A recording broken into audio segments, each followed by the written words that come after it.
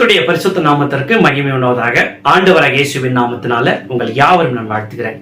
இந்த நாளுக்காக தெரிந்து கொள்ளப்பட்ட தேவ வசனம் எபிரேயர் 12ஆம் அதிகாரம் 11ஆம் வசனத்தை நாம் வாசிப்போம்.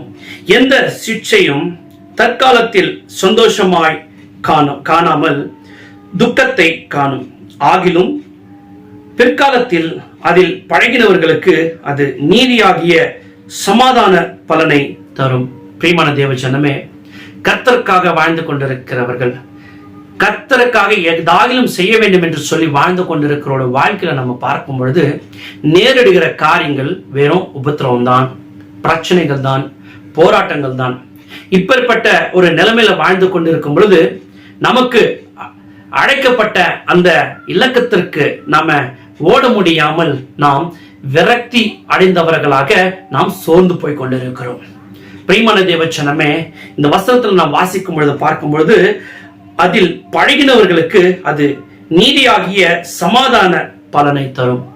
இதே போலதான் நம்மை போலதான் பிரச்சனைகள், போராட்டங்கள் இது நடுவில் வாழ்ந்து கொண்டிருந்தார்கள். யாரு?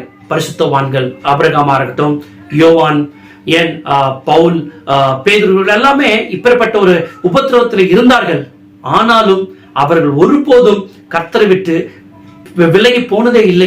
அவர் கொடுத்த அந்த அழைப்புல, அவர் கொடுத்த அந்த இலக்கத்துல அவர்கள் சென்றடைய உறுதியா இருந்தார்கள். பிரியமான தேவச்சனமே, நம்மை நாம் உற்சாகப்பட வேண்டும் என்று சொல்லி நமக்கு முன்பதாக இப்பேற்பட்ட ஒரு திரளான சாட்சிகளை கர்த்தர் வைத்திருக்கிறார். இந்த வசனத்தை நான் வாசிக்கும் பொழுது 12ஆம் அதிகாரம் முதல் வசனத்துல, ஆகையால் மேகம் போன்ற இத்தனை திரளான சாட்சிகள் நம்மை சூழ்ந்து கொண்டிருக்க பாரமான யாவற்றையும் நம்மை சுற்றி நெருங்கி நிற்கிற பாவத்தை தள்ளிவிட்டு விசுவாசத்தை துவக்குகிறவரும் முடிக்கிறவருமாயிருக்கிற இயேசுவை நோக்கி நமக்கு நியமித்திருக்கிற ஓட்டத்தில் பொறுமையோடு ஓடக்கடுவோம். பிரியமான தேவச்சனமே, பாருங்க, நம்மை போலதான் நமக்கு முன்பதாக வாழ்ந்த நம்முடைய பரிசுத்தவான்கள், அவர்களுக்கு கூட பெறப்பட்ட ஒரு பிரச்சனைகள், போராட்டங்கள் நேரிட்டது.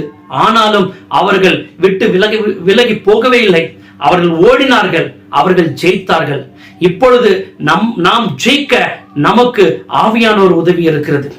நம்மை வழிநடத்துகிற நம் ஆண்டவராகிய இயேசு கிறிஸ்துவை நாம் நோக்கி கொண்டு இருக்கும் பொழுது, அவரையே பார்த்து கொண்டு நாம் ஓடும் பொழுது நாம் சென்றடைய வேண்டிய அந்த இலக்கத்திற்கு நாம் சென்றடைய முடியும்.